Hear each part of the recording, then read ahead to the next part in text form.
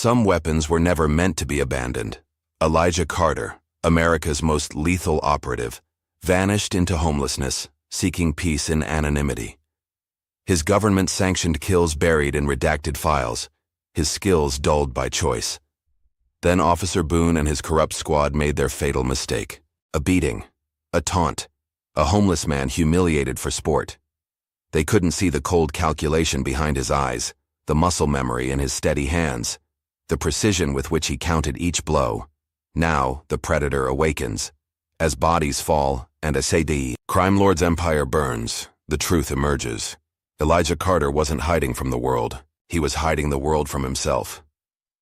Just before we get back to it, I'd love to know where you're watching from today. And if you're enjoying these stories, make sure you're subscribed, because tomorrow's special episode is one you definitely don't want to miss. Rain poured down in unforgiving sheets, transforming the city into a glistening nightmare of reflective surfaces. The water drummed against the cracked pavement, washing away cigarette butts and forgotten dreams into overflowing storm drains. Huddled beneath the meager protection of a faded awning outside Jerry's 24-hour diner, Elijah Carter sat motionless, seemingly unbothered by the occasional spray that found its way beneath his shelter. His weathered hands were wrapped around a paper cup of coffee that had gone cold hours ago. The diner's night manager had brought it out of pity, or perhaps fear. Something in Elijah's penetrating gaze made people uncomfortable, made them want to appease him and move along quickly. His tattered military jacket hung loosely from his broad shoulders, the patches and insignias long since removed, but the disciplined posture impossible to erase. The rain created a constant, soothing rhythm that allowed Elijah to focus, to process information like he had been trained to do. Every detail around him registered with crystal clarity: the nervous woman clutching her purse as she hurried past, the man checking over his shoulder 3 times in the span of 30 seconds, the teenage couple sharing an umbrella and giggling as they splashed through puddles. His dark eyes tracked movement automatically, categorizing threats, escape routes, vulnerabilities, old habits. Hard to break. Elijah's fingers twitched slightly as headlights swept across the wet pavement. A patrol car rolled to a stop in front of the diner, its red and blue lights remaining dormant but its presence immediately changing the atmosphere of the quiet street corner. He didn't move, didn't even blink as the doors opened and 4 uniformed officers stepped out into the rain. The lead officer, a broad-shouldered man with a buzz cut and a permanent sneer etched onto his face, surveyed the street before his eyes landed on Elijah. Something like satisfaction flickered across his features. "Well, well, well," Officer Travis Boone drawled, sauntering toward the homeless man. "Look what we've got here, boys. This spot's not a hotel, old-timer." Elijah remained still, his eyes focused on some distant point beyond the officers. His stillness seemed to irritate Boone, whose hand dropped casually to the baton at his belt. "I'm talking to you," Boone said, his voice hardening. "You deaf or just stupid?" "Neither, sir." Elijah's voice was quiet but clear, each word precisely enunciated. There was no fear in it, no anger, just a flat statement of fact. Boone's eyebrows shot up, and he exchanged glances with his companions. One of them, younger than the others, with an uncomfortable expression on his face, hung back slightly. "Oh, we got a smart one," Boone chuckled. "Reynolds, you hear that? He called me sir." He turned back to Elijah. "What you got in that bag? Booze? Drugs?" "Just personal items," Elijah replied, his gaze finally shifting to meet Boone's. "Nothing illegal." That gaze seemed to unsettle Boone for a moment. Something in those dark eyes that didn't match the circumstances, didn't belong to a man living on the streets. They were too alert, too assessing. But the moment passed, and Boone's face hardened again. "Let's see about that." Without warning, he kicked at the weathered duffel bag beside Elijah, sending it skidding across the wet sidewalk. The contents spilled out: a worn toothbrush, a crumpled paperback book, a change of clothes, and a small metal box that clattered against the concrete. Elijah tensed, just slightly, his eyes tracking the metal box. "What's so special about this?" Boone asked, stooping to pick it up. "Personal items," Elijah repeated, rising to his feet in one fluid motion that should have been impossible for a man his age. "Nothing illegal." Boone popped the lid open, revealing a set of dog tags and a faded photograph. "Military man, huh?" he sneered, dangling the dog tags. "What are you now? Just another bum who couldn't hack it in civilian life." For a brief moment, something dangerous flashed in Elijah's eyes, a cold, calculating look that made the younger officer Reynolds take an instinctive step back. "You should put those back," Elijah said quietly. Boone laughed, letting the tags drop into a puddle. "Or what, old man? You gonna fight the whole police department?" Reynolds cleared his throat. "Sarge, maybe we should—" "Shut it, rookie," Boone snapped. "You're here to learn, not talk." He turned back to Elijah. "This sidewalk needs to be cleared. Public safety hazard, you understand?" With a casual swipe of his boot, Boone sent the rest of Elijah's belongings into the gutter, where the rain immediately began carrying them toward the drain. The other officers chuckled, but Reynolds remained silent, watching Elijah with growing unease. Elijah didn't move to retrieve his things. He simply stood there, rain soaking through his jacket, his eyes never leaving Boone's face. There was something in that stillness that should have warned them, the coiled tension of a predator deciding whether to strike. "You deaf again?" Boone asked, prodding Elijah's chest with his baton. "I said move along." "I'm not bothering anyone," Elijah replied evenly. "You're bothering me." Boone jabbed harder with the baton, clearly expecting anger, fear, some reaction that would justify escalation. Instead, Elijah simply looked at him with those penetrating eyes that had seen battlefields and blood, and had calculated distances for kills most men couldn't imagine. It was a look that had made hardened fighters back down, a look that said death was just a calculation away. Something in that gaze finally penetrated Boone's arrogance, making him falter momentarily. But pride and an audience of fellow officers pushed him forward. "That's it," Boone growled, grabbing Elijah's arm. "You're coming in for disturbing the peace." What happened next was so quick that later, when Reynolds tried to describe it in his report, he couldn't quite capture the fluid motion. One moment Boone had his hand on Elijah's arm. The next, he was stumbling backward, off balance, though Elijah hadn't seemed to move at all. "Don't touch me." The words were spoken softly, but they carried the weight of an absolute command. Anger and embarrassment flooded Boone's face. "Take him down!" he barked to the other officers. They rushed forward together, and this time Elijah didn't resist. Perhaps he realized the futility, or perhaps he had already made a different calculation. 4 armed men against 1, with more only a radio call away. Those weren't odds even he would take. Not yet. They dragged him to the wet pavement, one officer wrenching his arms behind his back, while another kicked his legs out from under him. Elijah went down hard, his face scraping against the concrete. Blood mixed with rainwater, running, in pink rivulets down the sidewalk. Through it all, Elijah never made a sound. No grunt of pain, no plea for mercy. He simply closed his eyes and breathed deeply, rhythmically, as if counting. 1, 2, 3. A flash of memory. Sand-colored hills viewed through a scope, the crosshairs settling on a warlord's head from 800 yards away, the gentle exhale as his fingers squeezed the trigger. 4, 5, 6. The officer's mocking laughter echoed oddly in his ears as they hauled him to his feet, blood streaming from a cut above his eye. "Not so tough now, are you?" Boone sneered, cuffing Elijah's hands behind his back with unnecessary force.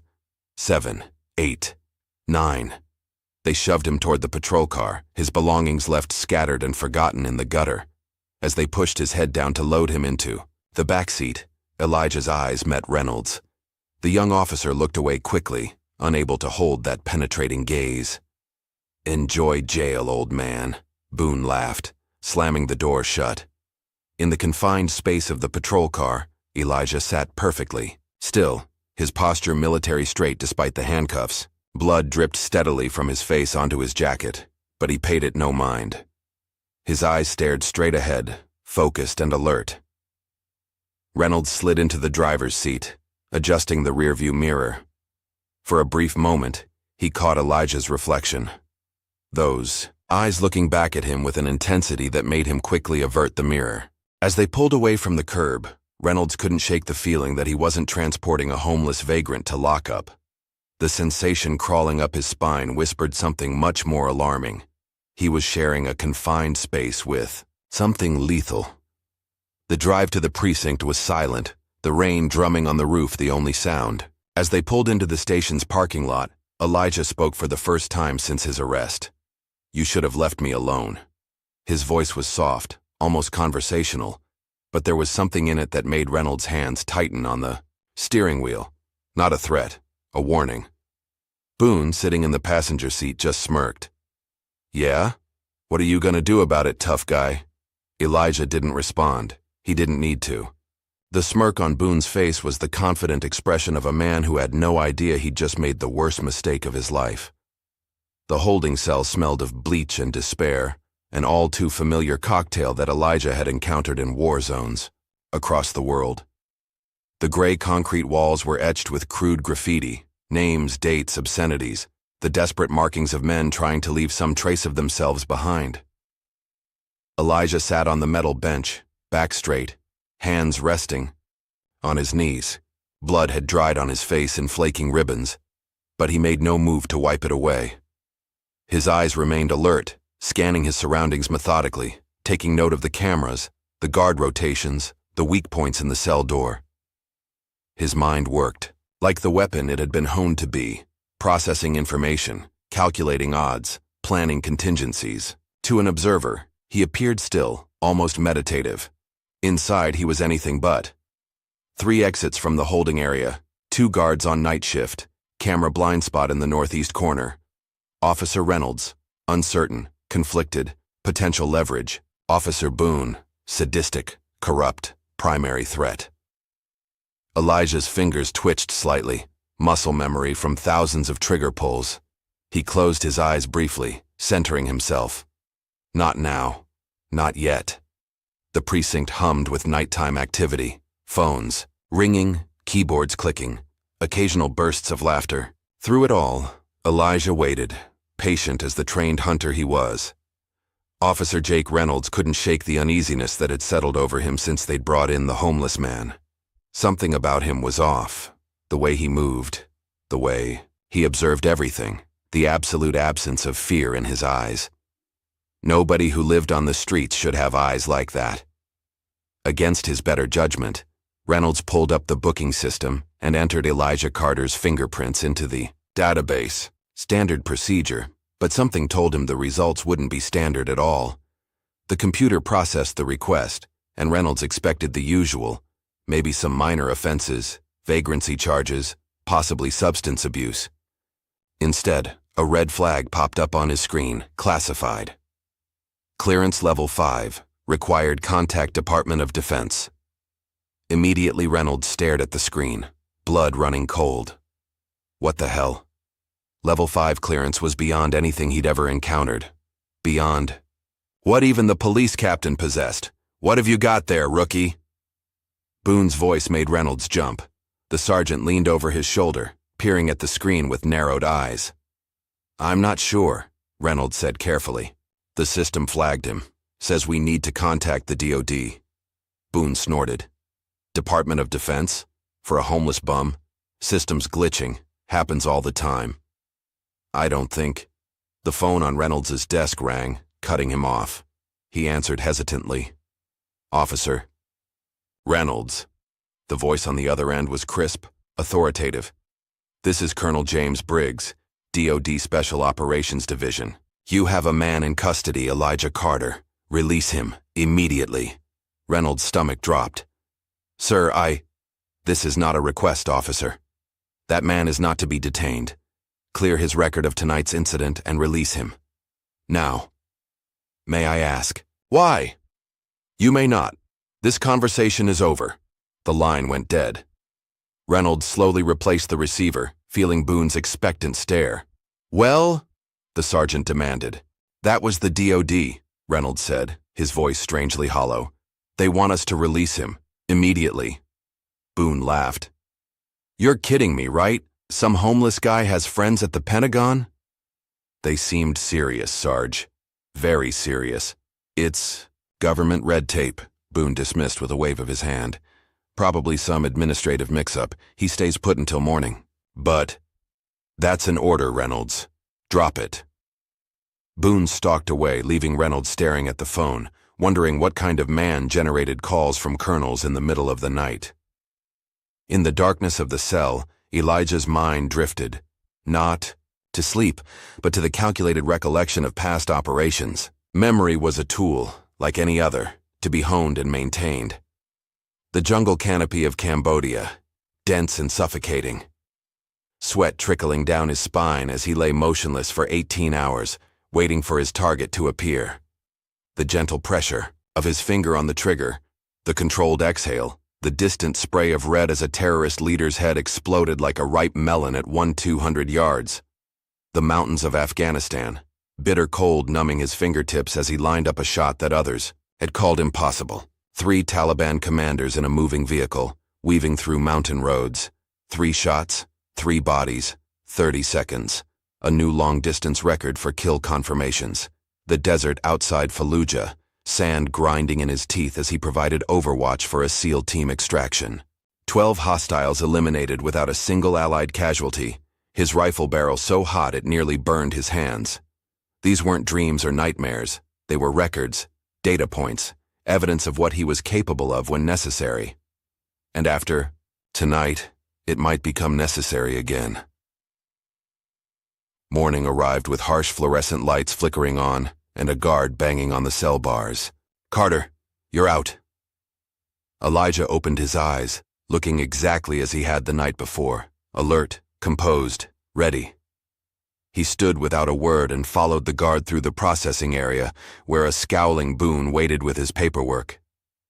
"Looks like you've got friends in high places," Boone said, shoving a plastic bag containing Elijah's few recovered possessions across the desk. "Don't think this changes anything on my streets." Elijah said nothing as he reclaimed his belongings. The metal box with his dog tags was missing, likely still lying in some gutter where Boone had dropped it. His eyes registered this fact without emotion. "Nothing to say?" Boone taunted. "No thank you for the night's accommodation?" Elijah's gaze flicked to Boone's face, then away, dismissing him as unworthy of response. That subtle dismissal infuriated Boone more than any words could have. "This isn't over," the officer hissed.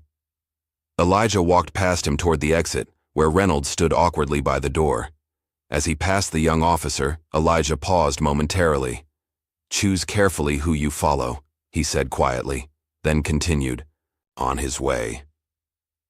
Reynolds watched him go, that uneasy feeling intensifying. The man moved like a predator, every step purposeful, balanced, ready. Not like someone who had spent the night in a cell, but like someone preparing for war.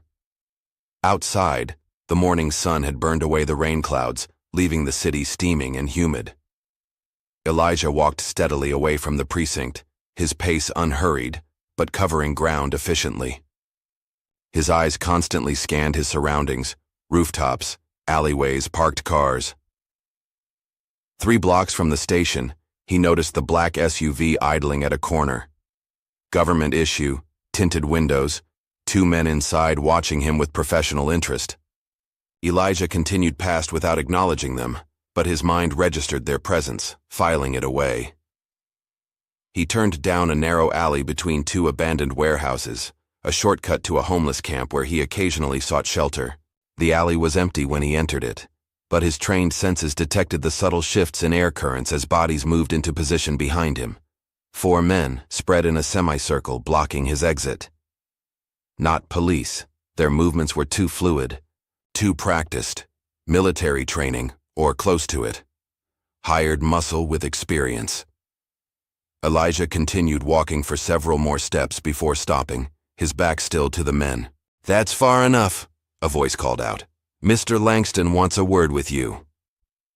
Elijah turned slowly, hands visible at his sides, his expression neutral as he assessed his opponents. 2 carried knives, 1 had brass knuckles, and the 4th, hanging back slightly, had a hand inside his jacket where a shoulder holster would be. "I don't know any Langston," Elijah replied calmly. The apparent leader, a muscular man with a scar running along his jawline, stepped forward. "He knows you, though.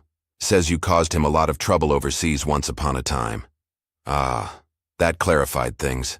Victor Langston, former CIA contractor, current arms dealer and human trafficker.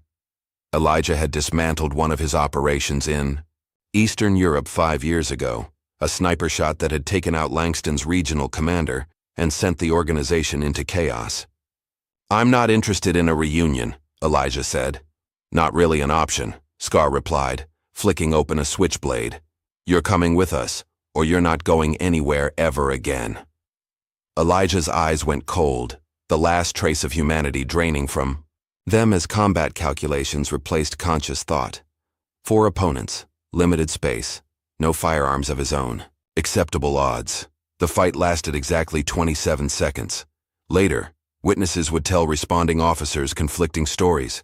Some swore there were gunshots. Others insisted the homeless man had help.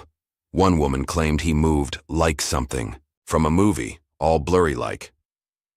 The truth was simpler and more terrifying. Elijah Carter was the most efficient killing machine the United States military had ever produced, and these men were amateurs by comparison. The first attacker lunged with his knife. Elijah stepped inside the thrust, grabbed the man's wrist and twisted. The sharp crack of breaking bone was followed by a scream as Elijah used the man's own momentum to drive the knife into his thigh, severing the femoral artery. The second man swung his brass knuckles in a wide arc.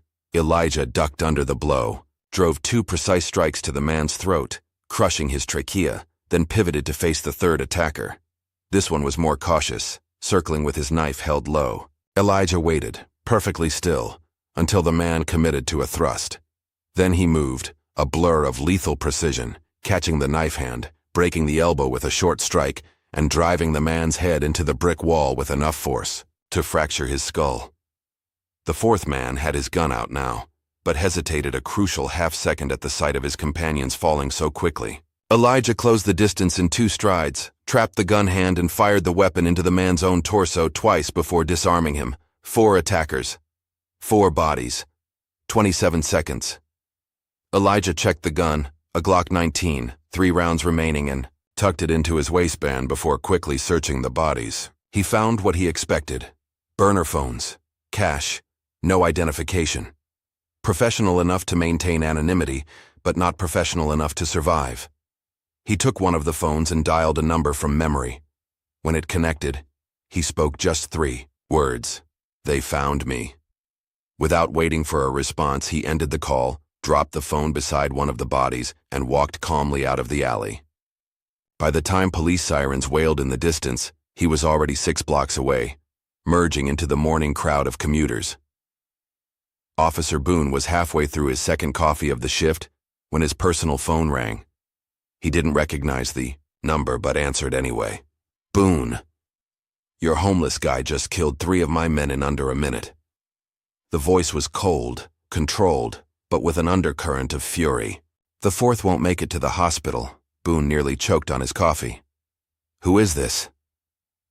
"The man who's been paying your department to look the other way while I do business in your city. And now I learn you've been harassing a ghost, a man the government pretends doesn't exist because what he did for them was too dark to acknowledge. Langston." Boone's voice dropped to a whisper, glancing around to ensure no one was listening. "What are you talking about?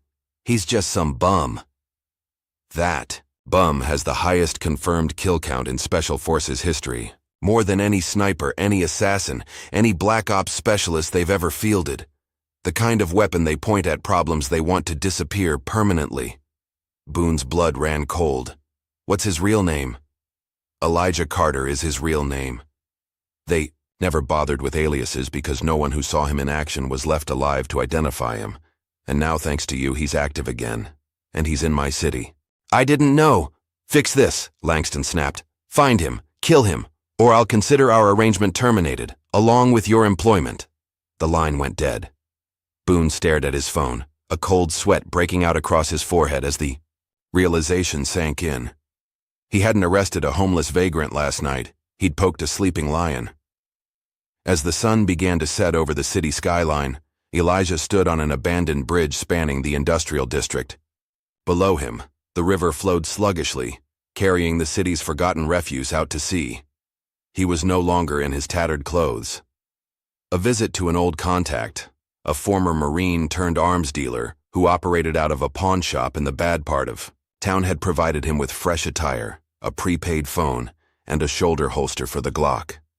The metal box containing his dog tags remained lost, but it didn't matter now. The man those tags had belonged to, the soldier, the patriot, the believer, was long gone. What remained was something else entirely, a weapon that had been pointed at a target. Elijah's phone buzzed with an incoming text. A single line of text from an unnamed contact. Langston has ordered full surveillance, all assets deployed. So it began. The hunter was now the hunted, or so Langston thought. In truth, Elijah had been hunting all along, waiting for the right moment to spring the trap. Boone and his corrupt officers had simply accelerated the timeline. "I warned you," Elijah murmured to the darkening sky. "I warned you to leave me alone." In the gathering shadows, his eyes gleamed with cold purpose. The forgotten warrior had remembered his purpose. And now, a city would remember his wrath. Victor Langston slammed his fist onto the polished mahogany desk, rattling the crystal tumbler of bourbon beside his laptop. The security footage from the alley played on a loop before him, grainy but clear enough to show 4 of his men being dismantled by a single opponent in less than 30 seconds. "Play it again," he ordered, his voice deceptively calm despite the rage burning behind his eyes. His security chief, Mills, tapped a key, and the footage restarted. Langston leaned forward, studying the homeless man's movements with cold calculation. The efficiency was unmistakable. No wasted motion, no hesitation, just pure lethal intent executed with surgical precision. "Elijah Carter," Langston muttered, the name bitter on his tongue. "I should have killed you years ago." Mills shifted uncomfortably. "Sir, our intelligence says he's been off the grid for 3 years, living on the streets, no contact with his former handlers." "And you believe that?" Langston's laugh was hollow. "Men like Carter don't retire. They don't break. They wait." He pulled up another window on his laptop, revealing a heavily redacted military file. Most of the text was blacked out, but fragments remained visible. "Confirmed kills exceeding classified threshold," and "psychological evaluation indicates subject displays minimal emotional response to combat scenarios." "This man single-handedly collapsed my Eastern European operation," Langston continued, his finger tapping on the screen. "One shot from nearly a mile away. Do you know what it takes to make that kind of shot, Mills? Not just skill, it requires something inhuman. An ability to detach completely, to become nothing but mathematics and physics." Mills studied the footage again, watching as Carter efficiently dispatched the 4th attacker using the man's own weapon. "What do you want us to do, sir?" Langston closed the laptop with a snap. "Find out everything about his movements since he surfaced. I want to know where he sleeps, what he eats, who he talks to, and get Boone on the phone." His incompetence started. "This mess? He can help clean it up." As Mills left the room, Langston turned to the floor-to-ceiling windows overlooking the city. Somewhere out there, a ghost from his past was hunting him. The thought should have terrified him, but instead, it awakened something he hadn't felt in years, the electric thrill of genuine challenge. "Come find me, Carter," he whispered to the city lights below. "Let's finish what we started." Across town, Officer Boone sat in his patrol car, hands shaking as he dialed dispatch for the 3rd time. "Any update on that double homicide in the warehouse district?" he asked, struggling to keep his voice steady. "Nothing new, Sergeant," the dispatcher replied. "Detective Warren's handling it. 4 bodies, all unidentified. Professional hit, they're saying." "Any suspects?" "Nothing solid. Surveillance cameras in the area were conveniently disabled." Boone ended the call, cold sweat beading on his forehead. 4 bodies, Carter's work. And now Langston expected him to find and eliminate a ghost. His phone buzzed with a text from an unknown number. "My office, 1 hour, come alone." L. Langston rarely met with his police contacts in person. Whatever was happening, it was bad enough to break protocol. Boone started the car, his mind racing, through scenarios, none of them ending well for him. Officer Jake Reynolds sat in the evidence room, scrolling through database after database, searching for any trace of Elijah Carter. The man was a phantom, glimpses in military records that led nowhere, redacted files, classified operations with all participants' names removed. "What are you doing, rookie?" Reynolds jumped, quickly minimizing the screen as Boone appeared in the doorway. "Just reviewing some case files, Sarge." Boone's eyes narrowed suspiciously. "What case?" "Just trying to understand the system better," Reynolds replied, maintaining eye contact despite his racing heart. Boone stepped closer, his breath sour with coffee and anxiety. "Stay away from the Carter situation. That's an order.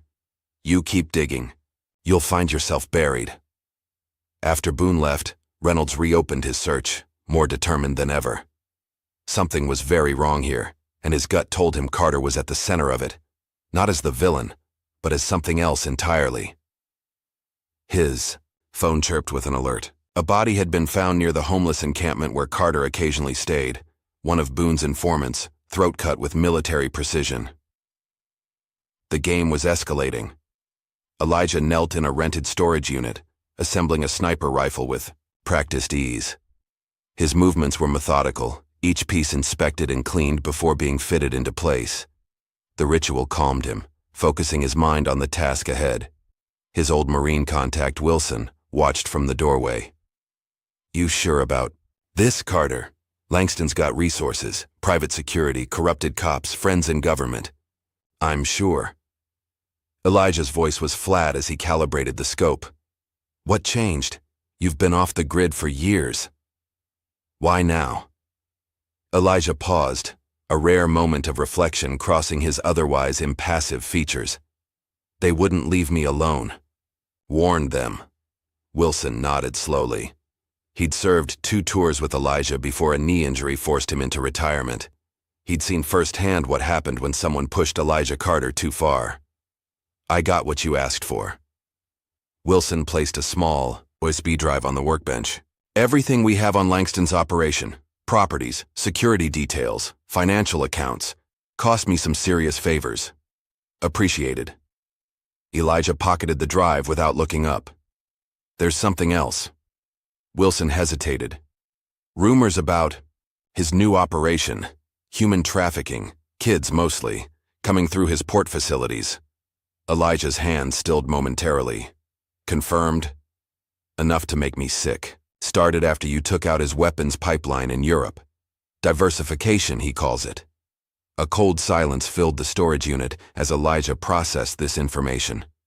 When he finally spoke, his voice carried a rare edge of emotion. That might have been anger in another man.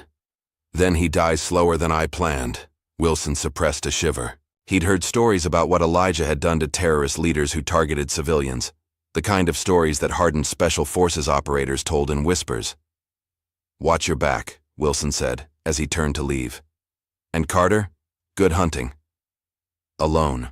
Again, Elijah completed the rifle assembly and loaded a single round into the chamber. The first bullet was always symbolic, a promise to himself and to his target. This one was for Boone. The package arrived at the precinct the next morning, addressed to Sergeant Travis Boone. No return address, no postmark. As if it had materialized from thin air. Boone opened it in the break room, his curiosity turning to ice-cold fear as he saw what lay inside. A single .308 caliber bullet, with his badge number etched into the copper jacket. Beneath it, a note with 2 words, "First warning." His hands trembling, Boone pulled out his phone to call Langston, only to find a text already waiting. "My patience is running thin. Find him." Outside the precinct, perched on a rooftop 600 yards away, Elijah observed through his scope as Boone frantically paced the break room, the package open before him. He could have taken the shot then, an easy kill through the window, but that would be too quick, too merciful. Boone needed to understand fear before he died. Real fear. The kind that hollows out your insides and makes every shadow a threat. The kind of fear Elijah had seen in the eyes of men who knew judgment was coming. Packing up his rifle, Elijah melted away from the rooftop, already planning his next move. Langston would be expecting him to target Boone first, which meant security around the crime lord would be lighter than usual. Perfect time for reconnaissance. Langston's downtown office occupied the top 3 floors of a gleaming skyscraper. Its legitimate businesses, investment firms, import-export companies, real estate holdings, providing perfect cover for his more lucrative criminal enterprises. Elijah observed from a construction site across the street, cataloging security measures, guard rotations, and potential access points. The building was a fortress, keycard access, biometric scanners, armed security on each floor. But every fortress had weaknesses. Elijah had breached more heavily guarded compounds during his military career, including a Pakistani warlord's mountain stronghold, protected by over 100 fighters. His phone vibrated with an encrypted message from Wilson. Package delivered to B. L has called in Weiss and his team, arriving tomorrow. Elijah frowned. Marcus Weiss was former Delta Force, dishonorably discharged for excessive force against civilians. Now he led a team of mercenaries who specialized in high-risk extractions and assassinations. They were good. Not as good as Elijah, but dangerous enough to complicate matters. Time was running short. He needed to accelerate his timeline. Movement at the building's entrance caught his attention. A familiar figure emerged. Officer Reynolds, looking nervous as he glanced around before entering the lobby. Interesting. The rookie was either corrupt or investigating on his own. Either way, he might prove useful. Reynolds felt distinctly out of place in the gleaming lobby of Langston Investments. His uniform attracted curious glances from well-dressed employees hurrying to and from elevators. "May I help you, officer?"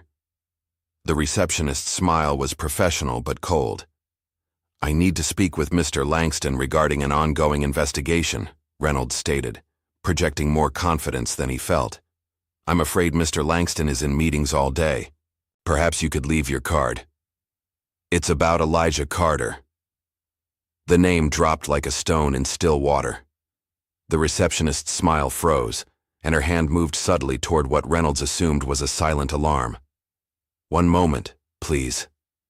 2 minutes. Later, Reynolds found himself escorted to a private elevator by security guards whose bulging jackets poorly concealed their weapons. The elevator ascended smoothly to the penthouse level, where the doors opened onto a minimalist reception area. A tall, imposing man in an impeccable suit waited there, his expression unreadable. "Officer Reynolds. I understand you have information about our mutual problem." Reynolds swallowed hard, understanding immediately that he was speaking to Langston himself. "Not exactly information, sir. More like questions." Langston's eyes narrowed. "Questions? About why a homeless veteran has half the police force and your private security hunting him.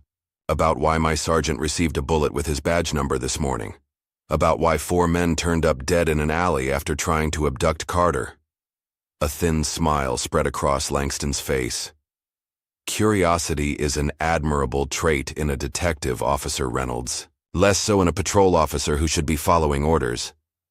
"I became a cop to uphold the law," Reynolds replied, struggling to keep his voice steady.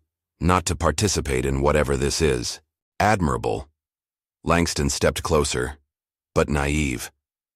"Do you know what Elijah Carter really is? He's a weapon. A government-sanctioned killer with more confirmed eliminations than any operative in history. The kind of man they send when they don't want prisoners, witnesses, or questions. If that's true, why is he living on the streets?" Langston shrugged. "Who knows? Guilt? Trauma? Or perhaps it's just camouflage. The perfect cover for a man who never really stopped being what they made. Him." Reynolds processed this, remembering Carter's eyes, the cold, assessing gaze that had seen right through him. "What did you do to him?" "I existed in his crosshairs." Langston turned to look out the floor-to-ceiling windows. 5 years ago, Carter eliminated a business associate of mine in Eastern Europe. One shot from over a mile away. "Impossible shot," they said. "Not for him." "And now?" "Now he's decided to finish the job." Langston turned back to Reynolds. "Which puts you at a crossroads, officer. You can help us contain this threat, or you can become collateral damage. Carter won't distinguish between corrupt cops and merely incompetent ones when he starts his killing spree." Reynolds felt cold dread settling in his stomach. What do you want from me? Be my eyes in the department. Report any sightings, any leads on Carter's whereabouts. In return, I ensure your safety when this is over. It was a devil's bargain and Reynolds knew it, but it might also be his only chance to understand what was really happening, and perhaps to prevent a bloodbath. I'll think about it, he said carefully. Don't think too long. Langston nodded to his security. Show Officer Reynolds out. As Reynolds left the building, he failed to notice the homeless man sitting across the street reading a discarded newspaper, failed to see the calculating eyes that tracked his every move, failed to realize he had just been marked as either a potential ally or another obstacle to be eliminated. Rain fell in sheets across the city, turning streets into rushing rivers and drowning out the ambient noise of traffic and pedestrians. Perfect weather for what Elijah had planned.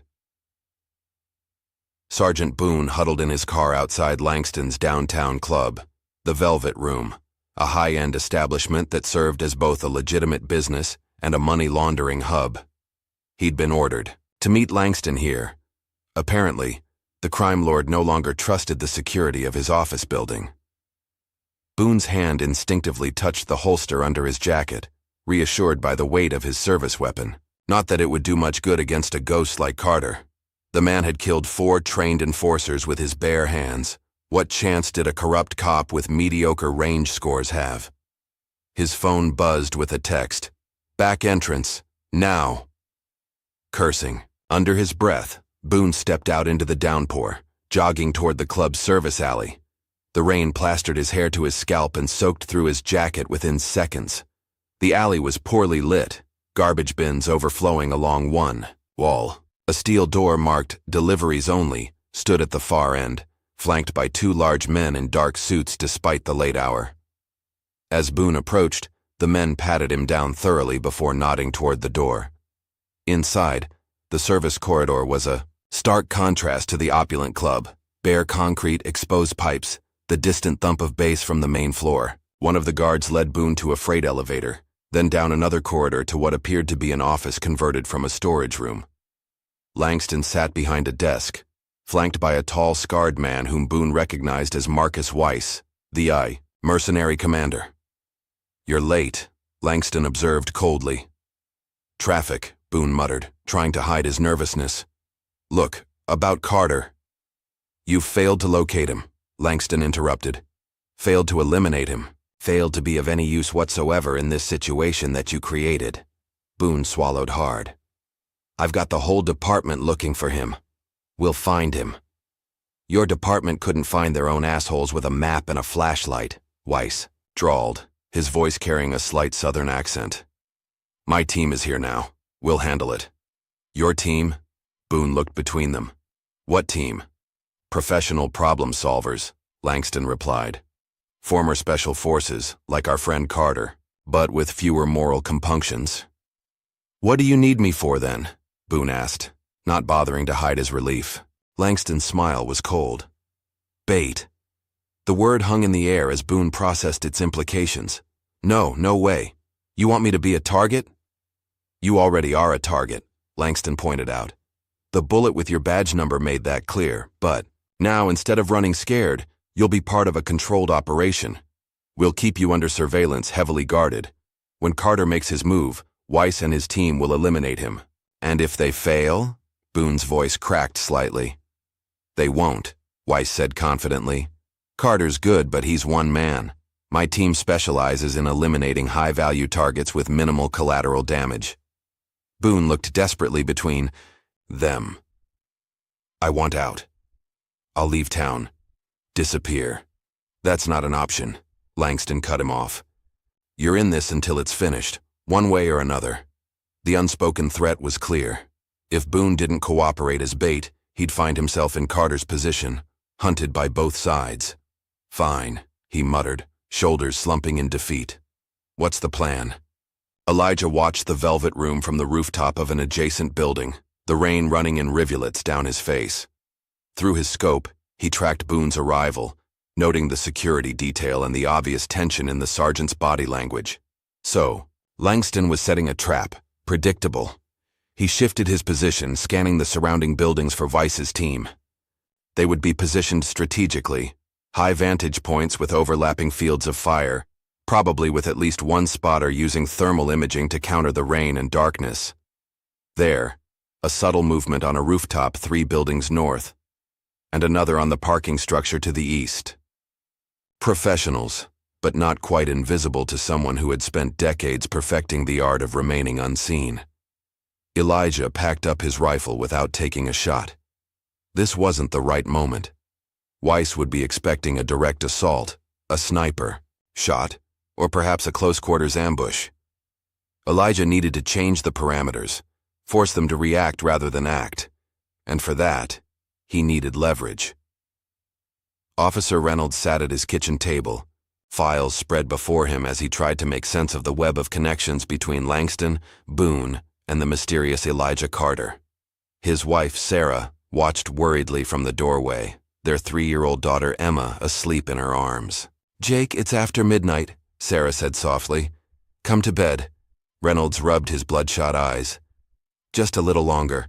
I'm close to something, I can feel it." "Close to what?" "This isn't your case. You're a patrol officer, not a detective." "It's complicated," Reynolds sighed. "Something big is happening, and I think a lot of people are going to get hurt if someone doesn't stop it." Sarah's expression softened. "And that someone has to be you?" "Maybe." Reynolds stared at a satellite image of Langston's port facility. "Or maybe I'm just trying to understand which side I should be on." A noise from outside, subtle, just a soft scrape of metal on concrete, made Reynolds tense. He moved to the window, carefully peering through the blinds. The street appeared empty, glistening with rain under the streetlights. But something felt wrong. "Take Emma to the bedroom," he whispered, reaching for his service weapon.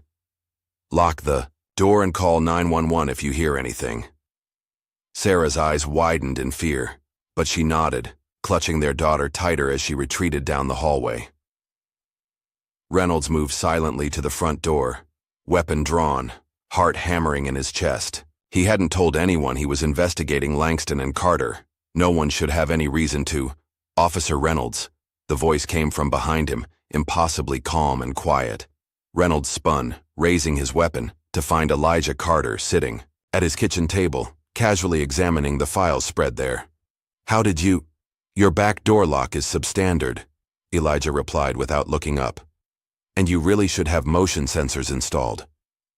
Reynolds kept his gun trained on the intruder. "Give me one reason not to shoot you right now." "I could give you several." Elijah finally looked up, his dark eyes unreadable.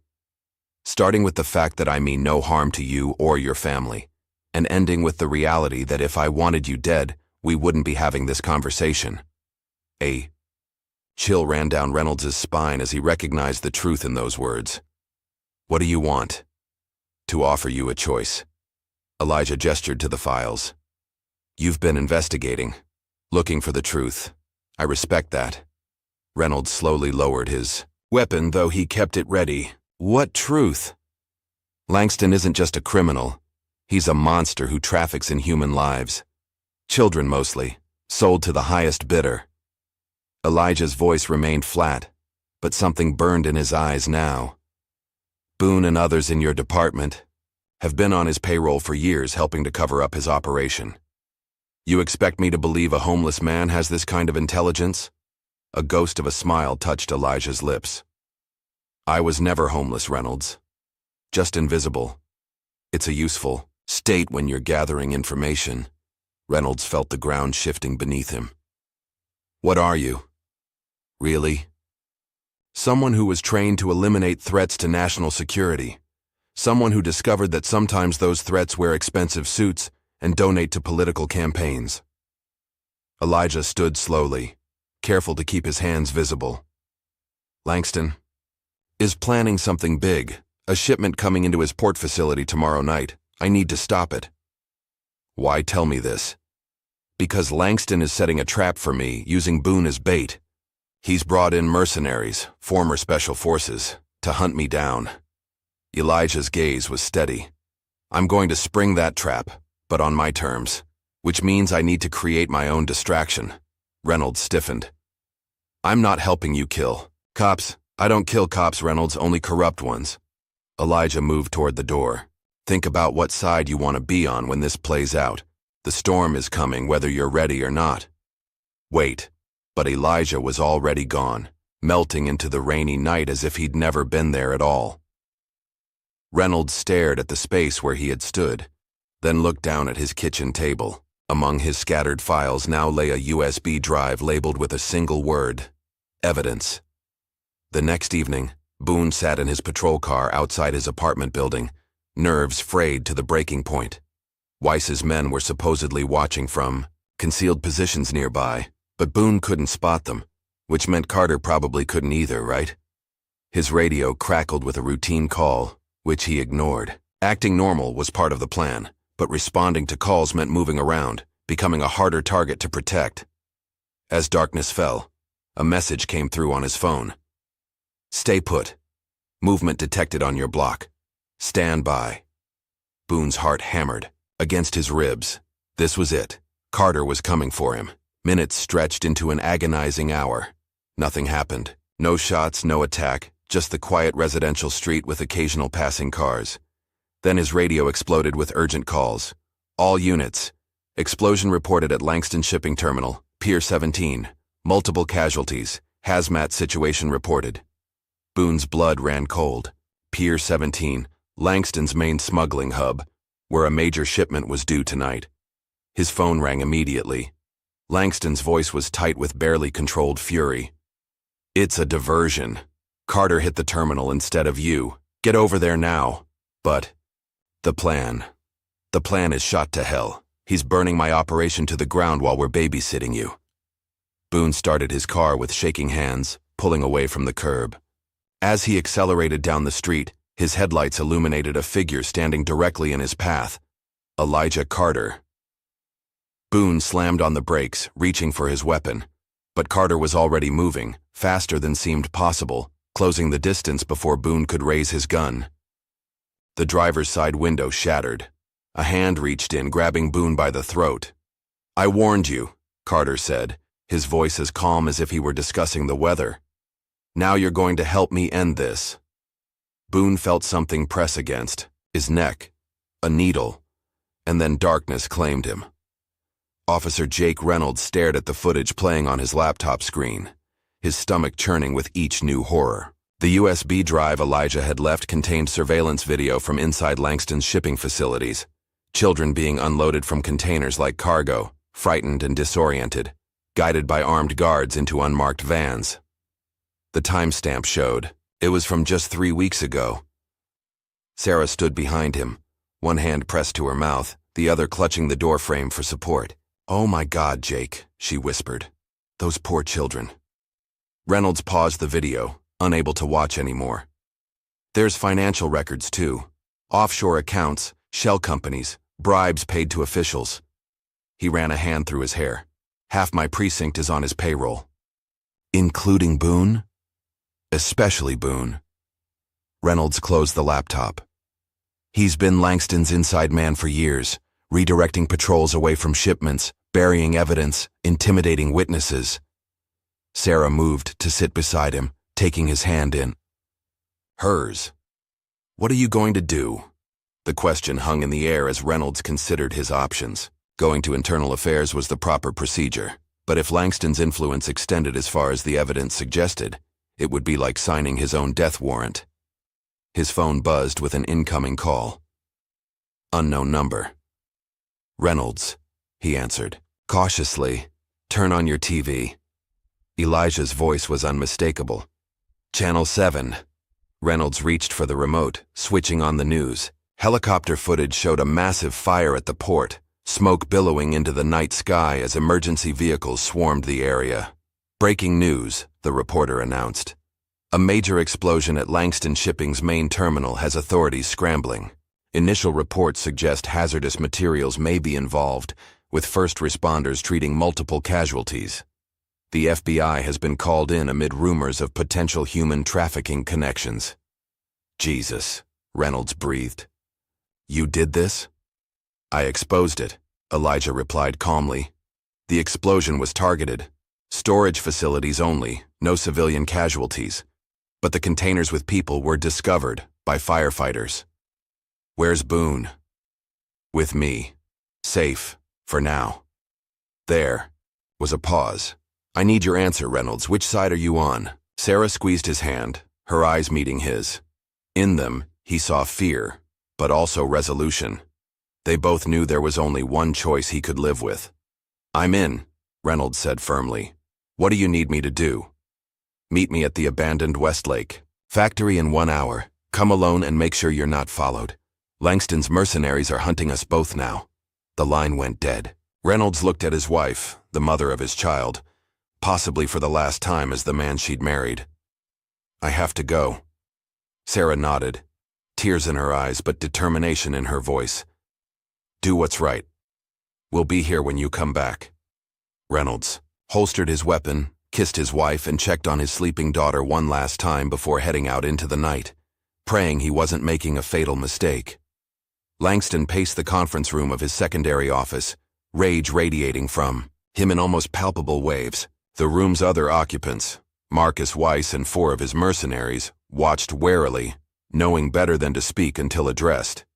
You told me you could handle one man, Langston finally said, his voice deceptively soft. One aging soldier, living on the streets, and yet my shipping terminal is in flames, my operation exposed to the feds, and Carter is still out there. Weiss remained stone-faced. He's not what we expected. The intelligence was flawed. Flawed? Langston laughed, bitterly. I told you exactly what he was capable of. You didn't listen. We underestimated his resources, Weiss admitted. He shouldn't have been able to access that kind of explosives, or the intelligence on your shipping schedule. He has help, one of the other mercenaries suggested. Someone feeding him information. Langston's phone buzzed. He glanced at the screen, his expression darkening further. Boone's missing. Last seen in his patrol car near his apartment. Carter's got him, Weiss concluded. He's eliminating your assets one by one. Then find him. Langston slammed his fist on the polished table. I'm doubling your fee. Triple if you bring me Carter's head within 24 hours. Weiss nodded to his team, who filed out silently to begin the hunt. When they were alone, Langston fixed Weiss with a cold stare. You were Delta Force with Carter, weren't you, before he transferred to the Ghost program? Weiss tensed slightly. We served together briefly. Then you know how he thinks. Use that. It's not that simple. Carter was already a legend when I met him. The man who made impossible shots, who could infiltrate facilities no one else could breach. Everyone has a weakness, Langston insisted. Weiss considered this, then nodded slowly. He's a protector, at heart. Always was. Even his kills were justified as protecting others. So we find something he wants to protect, Langston mused. Or someone. The rookie cop, Weiss suggested. Reynolds. Carter approached him, tried to turn him. There might be a connection there. Langston's thin lips curved into a cruel smile. Find out everything about Reynolds. Family, friends, weaknesses. If Carter wants to burn my world down, I'll show him what real fire looks like. The Westlake factory had been abandoned for nearly a decade, its cavernous interior now a playground for urban explorers and the occasional homeless encampment. Reynolds entered cautiously, service weapon drawn, every sense alert for danger.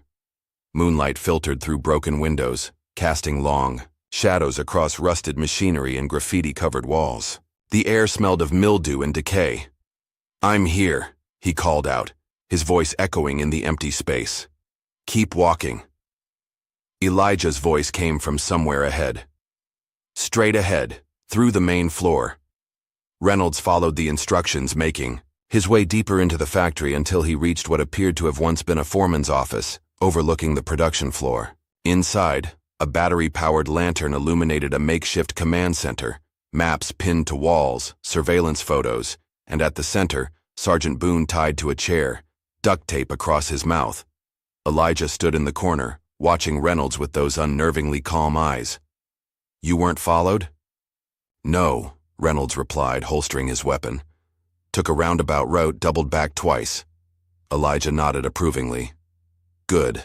We don't have much time. Reynolds gestured toward Boone, whose eyes were wide with fear and fury. What's the plan? With him, information, then leverage. Elijah approached Boone, removing the duct tape in one swift motion. Ready to talk, Sergeant? Boone spat at him. Go to hell, you psycho. You first. Elijah's tone hadn't changed, but something in his posture shifted subtly. Tell me about the shipment that was coming in tonight. What happened to the other children? The ones not at the terminal? I don't know what you're talking about, Boone insisted. Reynolds stepped forward, showing Boone his phone with video from the USB drive playing. We've seen the footage, Travis. It's over. The FBI is at the port right now, finding exactly what you've been helping hide. Boone's face paled as he watched the video. I didn't know about the kids, he whispered. That wasn't part of the deal. What was the deal? Reynolds pressed. Money, protection. Look the other way while merchandise came through the port. Boone looked between them desperately.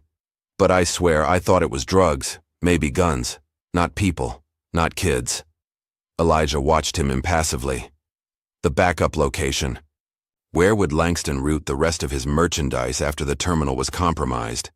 Boone hesitated, then slumped in defeat. The old meatpacking plant on River Street. It's been converted inside, holding cells, processing areas. That's where they sort the inventory. Reynolds felt sick at the clinical description. How many people are there? I don't know exactly. Guards, administrators, maybe 20, plus whatever inventory made it there before the terminal was hit. Elijah turned to Reynolds. Call it in. Anonymous tip to the FBI only, not local PD. Use one of the burner phones on the desk. As Reynolds made the call, Elijah prepared a syringe. Boone eyed it fearfully. What is that? What are you going to do to me? Insurance policy, Elijah replied, administering the injection with practiced efficiency. You're going back to Langston with a message. Boone's eyelids immediately began to droop. What message? You'll find out when you wake up, Elijah said as Boone lost consciousness. Reynolds finished his call and turned back to them. FBI's mobilizing to the meatpacking plant. ETA 15 minutes. He gestured to Boone. What now? Now we prepare for Langston's retaliation, Elijah replied, checking his weapons methodically. He's lost 2 major assets tonight. He'll be desperate, which makes him dangerous. You think he'll come after us directly? Not us. Elijah fixed Reynolds with a grave look. The people we care about. Reynolds's blood ran cold. Sarah, Emma. I've already arranged protection for them, Elijah assured him. An old teammate is watching your house, but we need to move them to a secure location. And Langston, I'm going to end this tonight. Elijah's expression remained neutral, but his eyes carried the weight of absolute certainty. One way or another, Victor Langston's personal residence was a modernist mansion perched on a cliff overlooking the ocean, surrounded by extensive grounds and state-of-the-art security. As dawn broke over the horizon, he stood on his balcony, watching the news helicopter, footage of FBI agents leading handcuffed men from the meatpacking plant. His empire was crumbling piece by piece. Years of careful construction, millions in bribes and infrastructure, all being dismantled by one man's vendetta. The glass doors slid open behind him. Weiss stepped onto the balcony, his expression grim. We found Boone, the mercenary reported, left in the parking garage of your downtown office, drugged but alive. And he had this taped to his chest. Weiss handed over a folded paper. Langston opened it to find a simple drawing, a sniper's crosshairs centered on a crude sketch of his house. Beneath it, 2 words. I'm coming. Crushing the paper in his fist, Langston turned to Weiss. Double the security. I want men on every approach, thermal scanners, motion detectors. If a squirrel crosses my property line, I want to know about it. Already done, Weiss assured him. My best men are positioning now. If Carter comes anywhere near this place, he's dead. What about our leverage? Team 2 is in position at Reynolds' house. On your word, they'll move in and secure the wife and kid. Langston nodded in satisfaction.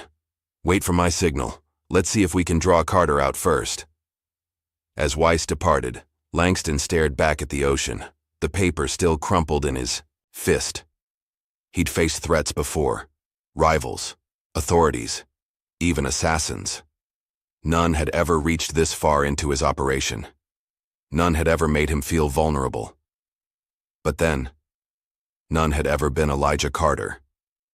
From his vantage point on a hillside 2 miles from Langston's compound, Elijah observed the increased security through his scope.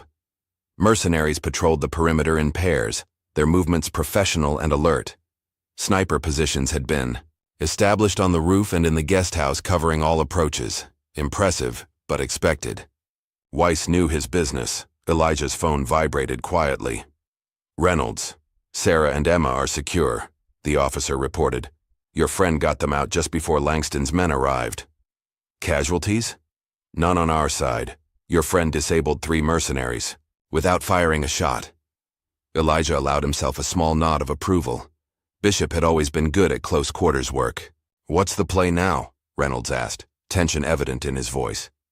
Stay with your family, Elijah instructed. I'm dealing with Langston. Alone? Against his entire security force? It's not the first impossible mission I've undertaken, Elijah replied calmly. But it will be Langston's last. He ended the call and returned to his observation. The security was formidable but followed predictable patterns. Weiss was expecting a frontal assault or a sniper approach, tactics that worked against conventional opponents. Elijah was anything but conventional. Packing his rifle, he retreated from his position and made his way to the equipment cache he'd established the previous day. Inside the waterproof container lay specialized gear, thermal masking clothing, signal jammers, and several packages of C4 explosives with remote detonators. Langston expected a hunter. Elijah would give him a ghost instead. Lieutenant Howard, Bishop, retired Delta Force, former teammate of Elijah Carter, and now private security consultant, watched over Reynolds and his family in a safe house 20 miles outside the city. The modest cabin belonged to another former operator who owed Bishop a favor. Sarah sat at the kitchen table, her daughter asleep in her lap, while Reynolds paced nervously by the window. Will they be safe? Bishop asked, nodding toward Reynolds' family. If Carter succeeds, yes. Bishop checked his watch. If not, we have extraction plans ready. New identities, overseas relocation. Reynolds shook his head in disbelief. How did I get caught in the middle of all this? Wrong place, wrong time, Bishop replied matter-of-factly. Or right place, right time, depending on your perspective. Carter doesn't trust easily. If he brought you in, he saw something in you worth trusting. What's their history? Carter and Langston? Bishop considered the question carefully. 5 years ago, Langston was running weapons to terrorist cells in Eastern Europe. Carter was tasked with shutting down the operation. The mission parameters changed when intelligence discovered Langston had political protection. So Carter was called off? Officially, yes. Bishop's expression remained neutral. Unofficially, Carter made his own call. One shot, 1,600 meters, through a quarter-inch plate glass window. Langston's regional commander died instantly. The operation collapsed. And the government disavowed him, Reynolds guessed. Not exactly. They gave him a choice. Keep following orders that protected men like Langston, or walk away. He walked. Bishop checked his weapon methodically. Started hunting targets the government deemed untouchable. Men with money, power, political connections. Like Langston, Bishop nodded. Langston was always on his list. The question was when, not if. Reynolds looked out the window at the darkening sky. Will he survive this? Carter? Bishop's face betrayed a rare hint of emotion, something like pride mixed with resignation. He never planned to. Night fell over Langston's compound, bringing with it a dense coastal fog that rolled in from the ocean, enveloping the property in a ghostly shroud. The security team switched to thermal imaging and infrared, their visibility severely compromised despite their technology. Inside the main house, Langston paced his study, a glass of bourbon in one hand, a satellite phone in the other. His fallback plans were activated, private jet fueled and waiting, offshore accounts accessible, new identity documents prepared. If Carter somehow breached the perimeter, Langston would be gone before he reached the main house. Weiss entered without knocking, tension evident in his normally stoic demeanor. "We've lost contact with the northwestern perimeter team," he reported. "2 men. Radio check missed, no response to recall. Equipment failure?" Langston suggested without much hope. "Unlikely. Both men, same time?" Weiss shook his head. "He's here." Langston drained his bourbon. "How?" "The approach is completely monitored." "It's Carter," Weiss replied simply, as if that explained everything. "I've ordered full lockdown protocol. All teams converging on the house. We're establishing a defensive perimeter." "Meaning you're surrendering the grounds," Langston observed bitterly. "Meaning we're creating a kill zone," Weiss corrected. "Let him come to us, on our terms." A distant thud shook the windows, followed seconds later by the distinctive crack of a high-caliber rifle. Weiss's radio erupted with frantic chatter. "Sniper! East Ridge! Jackson's down! Return!" The transmission cut off abruptly. Weiss barked orders into his radio, directing teams to the eastern approach even as another explosion, closer this time, rattled the compound. "He's creating chaos," Weiss realized aloud. "Explosives on the perimeter, sniper fire from the ridge. He's making us divide our forces." "So stop falling for it," Langston snapped. "It's one man who's managed to breach a secured perimeter. With 30 trained operators," Weiss retorted, his professional composure finally cracking. "This isn't a normal adversary." The lights throughout the compound suddenly went out, plunging them into darkness before emergency generators kicked, embathing everything in dim red auxiliary lighting.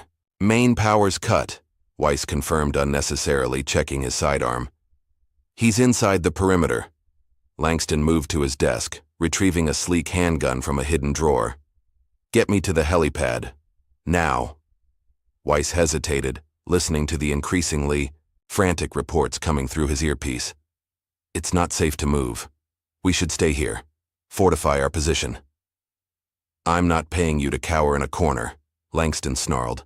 "Get me out of here." Before Weiss could respond, all radio communications erupted with a single chilling message in a calm, measured voice they both recognized immediately. "I warned you. Now you're all dead men walking." Elijah Carter had hacked their communication system. Seconds later, a series of coordinated explosions rocked the compound, systematically taking out the defensive positions Weiss had established. The mercenary commander stared at Langston, genuine fear finally breaking through his professional facade. "God help us," he whispered. Outside, cloaked in the fog and darkness, Elijah moved like a wraith through the chaos he had orchestrated. The perimeter explosives, small, precisely placed charges, had been the first phase, designed to draw attention and resources outward. The sniper fire from a remotely controlled rifle platform on the eastern ridge had further divided their forces. Now, as the compound's defenses collapsed into disarray, he breached the main house through a service entrance, systematically eliminating the security personnel he encountered. Each movement was economical, each kill precise. A knife across a throat here, a silenced shot there. He left no witnesses, no wounded to raise alarms. His mind remained cold, calculating, assessing threats and opportunities with machine-like efficiency. This wasn't personal, despite the history.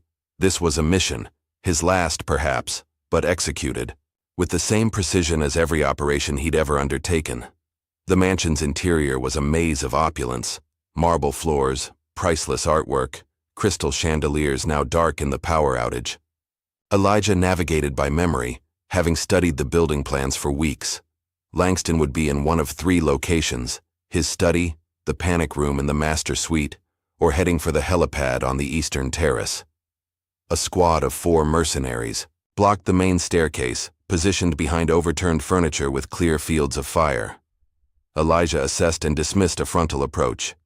Instead, he retreated to the kitchen, finding the dumbwaiter shaft that connected to the upper floor. Narrow but manageable. 2 minutes later, he emerged behind the mercenary position, silent as death itself. 4 men died before they realized he was there. Elijah continued upward, toward the master suite where Langston's panic room was located.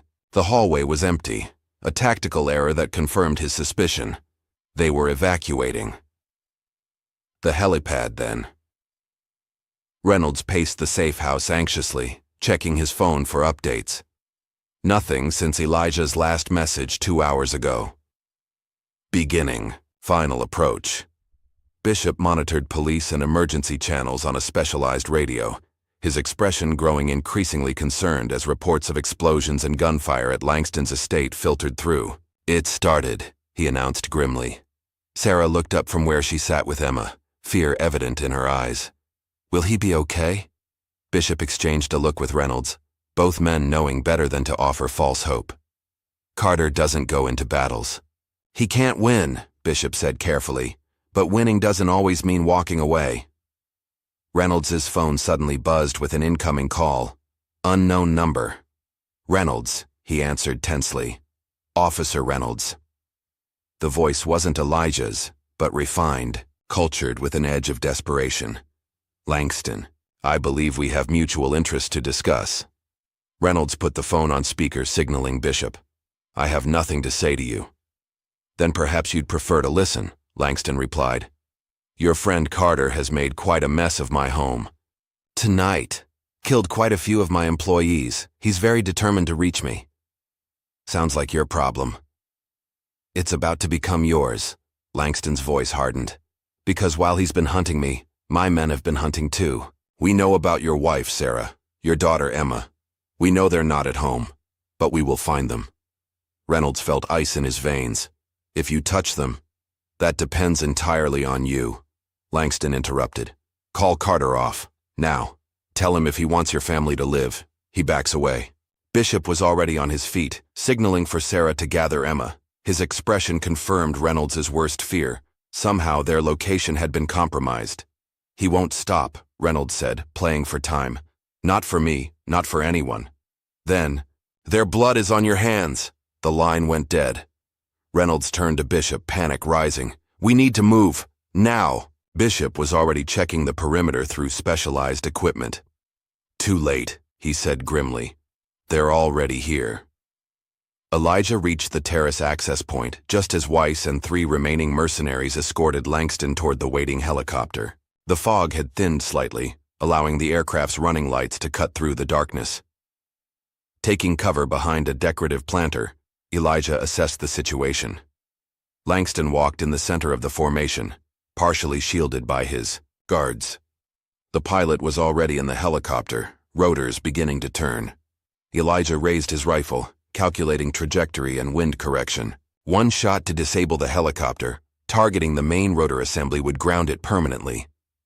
Then pick off the guards methodically, saving Langston for last. His finger tightened on the trigger. The phone in his pocket vibrated, the secure line only Reynolds had the number to. Without lowering his weapon, Elijah answered. "Not now. Carter, they have them." Reynolds' voice was ragged with fear. "Langston's men found the safe house. They've got Sarah and Emma." Elijah's focus shifted instantly, tactical priorities recalculating. "Bishop?" "Fighting them off, but we're outgunned. There's too many." Through the phone, Elijah could hear gunfire, a child crying in terror, a woman's desperate attempt to comfort her. Langston called. Reynolds continued rapidly. "Said to tell you to back off, or they die." Elijah watched through his scope as Langston reached the helicopter, 1 foot on the skid, turning to scan the darkness one last time, as if he sensed Elijah's presence. Their eyes met across the distance, the predator and his prey, locked in a final moment of recognition. "Are you in position to confirm Langston's location?" Reynolds asked desperately. Elijah's finger hovered over the trigger. One shot would end it all, complete his mission, eliminate the threat, bring down the empire he'd been hunting for years, at the cost of a woman and child he'd never met. "Carter, are you there?" "I'm here," Elijah replied, lowering his rifle as Langston disappeared into the helicopter, the aircraft rising into the fog. "Langston's escaping. Give me the safe house location." As Reynolds rattled off the address, Elijah was already moving, calculating routes and timing. The safe house was 20 miles away. The helicopter would reach it in minutes. By road, even at maximum speed, he'd never make it in time. Unless... Elijah sprinted through the compound, ignoring the remaining mercenaries who were more focused on survival than pursuit.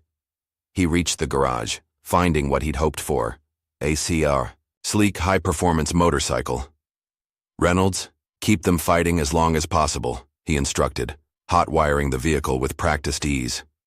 "Tell Bishop I'm inbound. ETA 17 minutes. They won't last 17 minutes. Then we better hope Langston wants to gloat before he gives the kill order." The motorcycle roared to life beneath him. "Stay alive. I'm coming." Elijah accelerated down the winding driveway, pushing the powerful machine to its limits. Above him, barely visible through the fog, Langston's helicopter banked eastward, heading for the safe house. The hunt had changed direction, but it wasn't over. Not by a long shot. The motorcycle roared through the empty country roads, headlight cutting, through the darkness as Elijah pushed the machine to its mechanical limits. Trees and fields blurred past, his mind calculating distances, angles, probabilities, the familiar mathematics of combat and survival. Above, barely visible against the night sky, Langston's helicopter maintained its course toward the safe house. The aircraft had the advantage of speed and direct route, but Elijah knew these back roads intimately, had memorized them during his initial planning, always preparing for contingencies. His earpiece crackled with Bishop's voice, the sounds of gunfire in the background. "Carter, situation critical. East and west approaches compromised. 8 hostiles, possibly more in reserve. Reynolds, his family, secure in the basement panic room. For now." Bishop's voice was strained, professional calm giving way to urgency. "We need immediate assistance." 5 minutes out, Elijah replied, leaning lower over the motorcycle's fuel tank as he took a sharp curve at dangerous speed. "Hold position. Negative. Perimeter breach imminent. I'm implementing Protocol 7. Elijah's expression hardened. "Protocol 7, last stand defense." Bishop was preparing to sacrifice himself to buy time. "Negative on Protocol 7, Elijah." Commanded. "Maintain defensive posture only." "Too late, brother." Bishop's voice softened briefly. "Just get them out." The line went silent as Elijah crested a hill, the safe house finally coming into view in the valley below. The modest cabin was illuminated by muzzle flashes and the harsh beams of tactical flashlights as dark figures converged on it from multiple angles. On the far side of the property, Langston's helicopter was touching down in a cleared area. Elijah cut the motorcycle's engine and lights, letting momentum carry him down the hill as he assessed the tactical situation. 8 mercenaries visible from his vantage point, divided into 3 teams with more likely inside the helicopter with Langston. Bishop had established defensive positions at the cabin's windows, sporadic gunfire indicating he was still active. But the mercenaries were advancing methodically, using coordinated fire and movement techniques to close in on the structure. Professional, disciplined, deadly.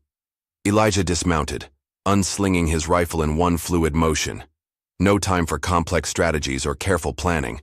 This would be raw combat, the kind of direct assault he typically avoided. Sighting through his scope, he targeted the nearest mercenary team leader, exhaled slowly and squeezed the trigger. The suppressed rifle coughed once, the mercenary dropping without a sound. Before his companions could react, Elijah had already shifted position and fired twice more. 3 down in 6 seconds. The remaining mercenaries immediately scattered, seeking cover and trying to locate the new threat. Their momentary confusion gave Elijah the opening he needed to advance, moving from shadow to shadow with predatory grace. Inside the cabin, Bishop had registered the changing pattern of fire outside. Someone was engaging the mercenaries from behind, and there was only one person it could be. "Carter's here," he called down to Reynolds in the basement panic room. "Engaging hostiles from the northwest perimeter." Reynolds checked his weapon, glancing at Sarah, who held Emma tightly against her chest, the little girl's face buried in her mother's shoulder. "Stay here," he told them firmly. "No matter what you hear, don't open this door for anyone but me, or Elijah." Sarah nodded, fear and determination mingling in her eyes. "Be careful," Reynolds climbed the stairs to rejoin Bishop at the defensive position. The former Delta operator had taken a bullet to the shoulder, but remained combat effective. His movements precise despite the blood soaking his tactical vest. "What's the plan?" Reynolds asked, taking position at an adjacent window. "Carter's creating an external diversion," Bishop explained, firing a controlled burst toward a mercenary attempting to flank their position. "We maintain defensive coverage. Until he—" The front door exploded inward in a shower of splinters and smoke, 3 armored figures rushing through the breach. Bishop pivoted instantly, dropping the first intruder with a headshot while Reynolds fired frantically at the others. The Thor. Confined space erupted into chaos. Muzzle flashes, shouted commands, the impact of bullets against furniture and walls. Reynolds felt something hot graze his arm but kept firing, training in adrenaline overriding the pain. Bishop advanced toward the breach point, tactical light momentarily blinding the second mercenary, before a 3-round burst ended his attack. The third attacker managed to duck behind an overturned table, returning fire with precision. "Grenade!" Bishop shouted, spotting the small object rolling across the floor toward them. He lunged forward, covering the explosive with his body just as it detonated. The concussion threw Reynolds against the wall, ears ringing, vision blurred. Through the smoke and confusion, he saw Bishop lying motionless, the lower half of his body devastated by the blast. The remaining mercenary was rising from cover, weapon trained on Reynolds. A shadow materialized from the smoke behind the attacker, Elijah, moving with lethal purpose. The mercenary never had time to turn. A combat knife flashed once and he collapsed, blood pumping from a severed carotid artery. Elijah was beside Bishop in an instant, checking for life signs with clinical detachment. Finding none, he closed his former teammate's eyes with a brief, almost imperceptible gesture of respect before turning to Reynolds. "Your family?"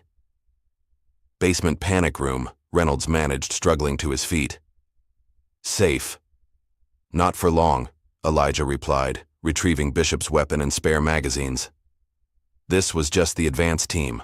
Langston's approaching from the east with his primary security detail. As if to confirm his assessment, a spotlight from the helicopter swept across the cabin's windows, bathing the interior in harsh white light. "Reynolds!" Langston's amplified voice boomed from outside. "Send Carter out and your family lives. You have 30 seconds to comply." Elijah checked his ammunition, features calm despite the ultimatum. "Get to the panic room. There's a secondary exit, maintenance tunnel leading to an underground storm shelter 50 yards east. Coordinates are programmed into Bishop's sat phone. What about you?" "I'll handle Langston." Elijah's tone left no room for discussion. "He's got at least 6 men with him," Reynolds argued, "plus whatever backup is in the helicopter. Go, now." Elijah moved toward the front of the cabin, positioning himself strategically. "Your family needs you." Reynolds hesitated, torn between duty and survival. "Carter." "This was always how it would end," Elijah said quietly, the closest he'd come to revealing emotion. "My choice. My mission." Understanding passed between the men, the silent acknowledgement that sometimes victory required sacrifice. "Thank you," Reynolds said simply, then turned and hurried toward the basement stairs. Outside, Langston's patience was wearing thin. 10 seconds, Reynolds. Send him out or we come in shooting. Elijah took a deep breath, centering himself as he had before countless operations. One final mission, one last kill, 5 seconds. Moving to the shattered doorway, Elijah called out calmly, "Langston, I'm coming out." A tense silence followed, broken only by the whirring of the helicopter's idling rotors. "Unarmed," Langston finally responded. "Hands where I can see them." Elijah placed his primary weapons on the floor, but kept a combat knife concealed at the small of his back. Hands raised, he stepped through the doorway into the harsh spotlight. 6 mercenaries formed a semicircle around the cabin entrance, weapons trained on his position. Behind them stood Langston, a satisfied smile playing across his features. "The legendary Elijah Carter," Langston called out, staying safely behind his human shield of operatives. Finally, face to face. "We've met before," Elijah replied evenly, eyes scanning for weaknesses in the formation. "Eastern Europe. You were running weapons to terrorist cells." and you put a bullet through my regional commander's skull from over a mile away. Langston nodded. Impressive shot. Cost me millions. Not enough, apparently. Langston's smile tightened. Where are Reynolds and his family? Gone. Beyond your reach. I doubt that. Langston nodded to one of his men. Check the house. Find them. Two mercenaries peeled away from the formation, moving cautiously toward the cabin. Elijah tracked their movement without turning his head, calculating odds, distances, reaction times. 4 remaining guards plus Langston. Acceptable. You've been thorough, Langston continued. My shipping operation exposed, my reputation compromised, my home destroyed. You've cost me everything. Not quite everything, Elijah replied. Not yet. Something in his tone made Langston step back instinctively. Kill him, he ordered sharply. The mercenaries opened fire simultaneously, a coordinated volley that would have shredded any normal target. But Elijah was already moving, dropping and rolling with inhuman speed as bullets tore through the space where he had stood moments before. The knife was in his hand before he completed the roll, flashing upward, into the first mercenary's femoral artery. Blood sprayed in a pulsing arc as Elijah wrenched the weapon free, pivoting toward the next target. What followed was a deadly ballet of violence, precise, efficient, almost beautiful in its terrible perfection. Elijah flowed between the remaining mercenaries like water, each movement leading seamlessly into the next kill. A dislocated elbow here, a crushed trachea there, the knife finding vulnerable points with surgical accuracy. In 12 seconds, 4 highly trained killers lay dead or dying, and Elijah stood facing Langston, bloody knife in hand. Langston backed away, fumbling for the pistol at his waist. Stay back. You should have left me alone, Elijah said, advancing steadily. I warned you, all of you. The crime lord managed to draw his weapon, firing wildly. One bullet grazed Elijah's shoulder, another tore through his side, but he didn't slow. Didn't flinch. Just kept coming with the relentless certainty of death itself. Langston turned to flee toward the helicopter, but Elijah was on him in 3 swift strides, catching him by the collar and driving the knife between his ribs with enough force to lift him momentarily off his feet. This is for the children, Elijah whispered, twisting the blade deeper. Langston's eyes widened with shock and pain, his gun falling from nerveless fingers as Elijah lowered him to the ground. Blood bubbled from his lips as he tried to speak, managing only a weak, gurgling cough. Don't try to talk, Elijah advised dispassionately. Punctured lung. You have about 3 minutes. From the cabin came shouted obscenities and the sound of gunfire. The 2 mercenaries Langston had sent to find Reynolds' family encountering unexpected resistance, leaving Langston to his inevitable fate. Elijah retrieved a fallen mercenary's weapon and moved swiftly back toward the cabin. Inside, he found an unexpected scene. Reynolds crouched behind an overturned couch, exchanging fire with the remaining mercenary, who had taken position in the kitchen doorway. I thought I told you to evacuate, Elijah noted calmly, positioning himself for a clear shot. Sarah and Emma are away, Reynolds replied, ducking as bullets splintered the wood above his head. Couldn't leave you to clean up my mess. Admirable. Foolish, but admirable. With practiced precision, Elijah fired a single shot that caught the mercenary in the exposed portion of his skull, ending the firefight instantly. Reynolds emerged cautiously from cover, surveying the destruction around them. Langston? Dead or dying, Elijah confirmed, pressing a hand against the wound in his side. Blood seeped between his fingers, but his expression remained unchanged. The others? His pilot tried to run when the shooting started. I incapacitated him. Elijah nodded approval. We should move. More will come when they lose contact. You need medical attention, Reynolds observed, noticing the spreading bloodstain on Elijah's shirt. Later. First, we ensure your family reaches safety. Elijah moved toward the door, his gait betraying the slightest hint of unsteadiness.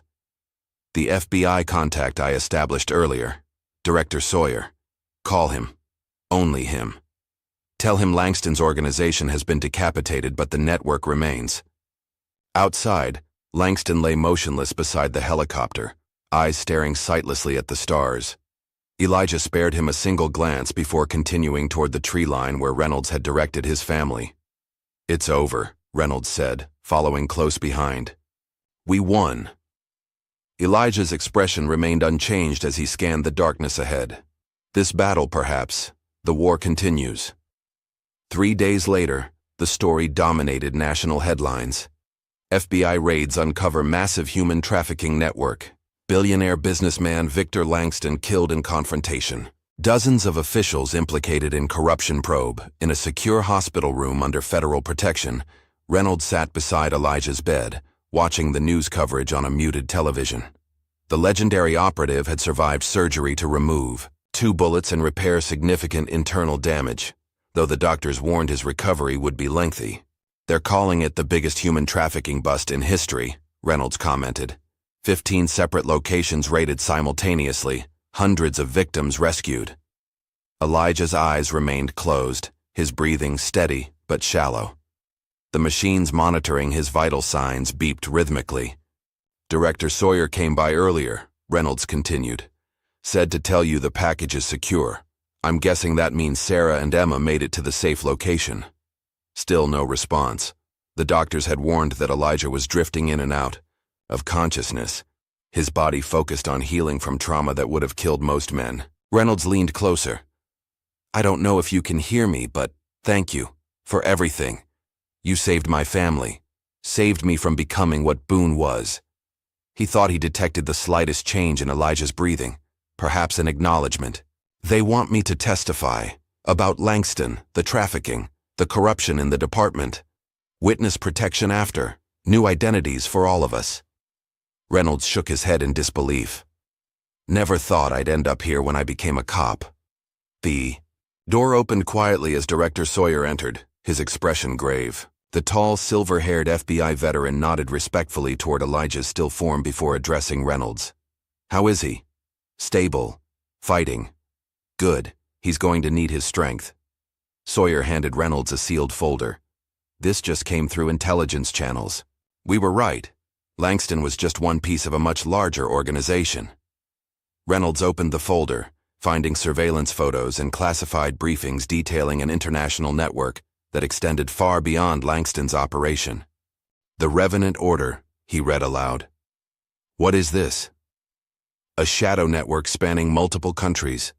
Arms dealing, human trafficking, political assassinations, all connected through shell companies and offshore accounts." Sawyer gestured to the bed. "Carter's been hunting them for years, piece by piece. Langston was just the latest target." Reynolds digested this, suddenly understanding the larger context of what he'd been caught up in. "And now?"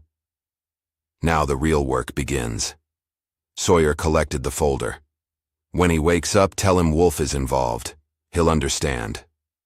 After the director left, Reynolds sat in silence, contemplating how his life had changed so completely in less than a week. From rookie cop to federal witness, from bystander to participant in a shadow war, he was only beginning to comprehend. On the bed, Elijah's eyes opened suddenly, alert and focused despite his weakened state. "Carter, you're awake." "Wolf," Elijah said, his voice hoarse but determined. "Victor Wolf." Reynolds nodded. Sawyer mentioned him, part of something called the Revenant Order. Elijah's expression hardened, a familiar coldness entering his eyes. "Adrian's brother." Adrian, a target, years ago. Elijah's hand tightened on the bed rail, knuckles white with tension. Victor swore revenge. Reynolds understood immediately. This wasn't over. The battle with Langston had been just one skirmish in a much larger conflict. "You need to rest," he advised. "Recover your strength." "No time," Elijah replied, already attempting to sit up despite the medical equipment monitoring. "Him. The order will regroup. Adapt. We need to move now." "We?" Reynolds asked cautiously. Elijah's gaze locked with his, evaluating, assessing. "You've proven yourself. Made your choice. If you want out, now's the time." The offer hung between them, a return to normal life, or continuation down a path few would willingly choose. Reynolds thought of his family, of Bishop's sacrifice, of the children rescued from Langston's shipping containers. "I'm in," he said firmly. "Whatever comes next, I'm in." For the first time since they'd met, Elijah Carter smiled, a brief, subtle expression that vanished almost immediately but nonetheless genuine. "Then we have work to do." 4 months later, Reynolds stood on the porch of a modest suburban home, watching his daughter play in the fenced backyard. Emma's laughter carried on the warm spring breeze as she chased a butterfly through carefully tended flower beds. Their new life seemed idyllic on the surface. New names, new history, new beginning. The federal marshals had done their job thoroughly, creating a convincing backstory and relocating them far from their previous life. To neighbors, they were the Mitchells, Mark, a security consultant, his wife Lisa, and their daughter Amy. Sarah, now Lisa, emerged from the house carrying 2 coffee mugs. "Beautiful day," she commented, handing one to Reynolds. "Perfect," he agreed, accepting the coffee gratefully. "Any word?" She glanced around instinctively before answering. "Package arrived this morning, in your office." Reynolds nodded, sipping his coffee to maintain the casual appearance of their conversation. After months of living under constant surveillance, certain habits became ingrained. Never discuss sensitive topics openly, always check for watchers, maintain the cover at all times. Inside his home office, a simple cardboard box sat on the desk. No return address, no postal markings, delivered through channels outside normal mail services. Reynolds opened it carefully, finding a military challenge coin nestled in protective packaging, along with a USB drive labeled, "For your eyes only." The coin was heavyweight, embossed with insignia he didn't recognize, some special forces unit that officially didn't exist. He pocketed it before inserting the USB drive into his secure laptop. The screen displayed a single video file. Reynolds clicked play, and Elijah Carter's face appeared. Healthy now. The hospital pallor replaced by the weathered complexion of a man who spent time outdoors. He sat in what appeared to be a bunker or secure room, dim lighting casting shadows across his features. "Reynolds," Elijah began without preamble. "I told you I was done. I lied. There's more work to do." The video continued as Elijah outlined what they'd discovered in the months since Langston's fall, how the trafficking network had been just one tentacle of the Revenant Order, how the organization had already adapted to the loss, shifting operations, and protecting key assets. "Langston was expendable," Elijah explained, his tone matter-of-fact. "A visible front for an invisible organization. We cut off one head, but the Hydra lives." The video ended, and another file automatically opened. A classified military dossier detailing the Revenant Order's structure, activities, and suspected leadership. Intelligence reports suggested connections to government officials, military contractors, and international financial institutions. At the center of it all, a name: Victor Wolf. Reynolds studied the accompanying photograph, a tall, aristocratic man with cold eyes that reminded him eerily of Elijah's predatory gaze. The resemblance to his brother Adrian was subtle but undeniable. The phone rang, startling Reynolds from his review. A blocked number. He answered cautiously. "Mitchell. Window. 3, 2 minutes." The line went dead. Reynolds moved to the third window in his office, peering through the blinds at precisely the 2-minute mark. A black SUV idled at the curb, the passenger door opening in clear invitation. "Sarah," he called, maintaining their cover names out of habit. "I'm heading out for a bit, work call." She appeared in the doorway, understanding immediately from his expression. "How long?" "Not sure." "Don't wait up." 5 minutes later, Reynolds sat in the back of the SUV as it drove smoothly through suburban streets toward an unknown destination. The driver remained silent, focused on navigating through traffic with professional efficiency. After nearly an hour, they arrived at a private airstrip where a military transport plane waited, engines already running. The driver finally spoke. As Reynolds exited the vehicle, "They're waiting for you." Inside the aircraft, Reynolds found Elijah engaged in conversation with a gray-haired man whose posture screamed military despite his civilian attire. Both looked up as Reynolds approached. "Right on time," the older man noted approvingly. "I'm Colonel Briggs. You must be Reynolds." "Former colonel," Elijah corrected mildly. "Officially retired 3 years ago. Some jobs you never really retire."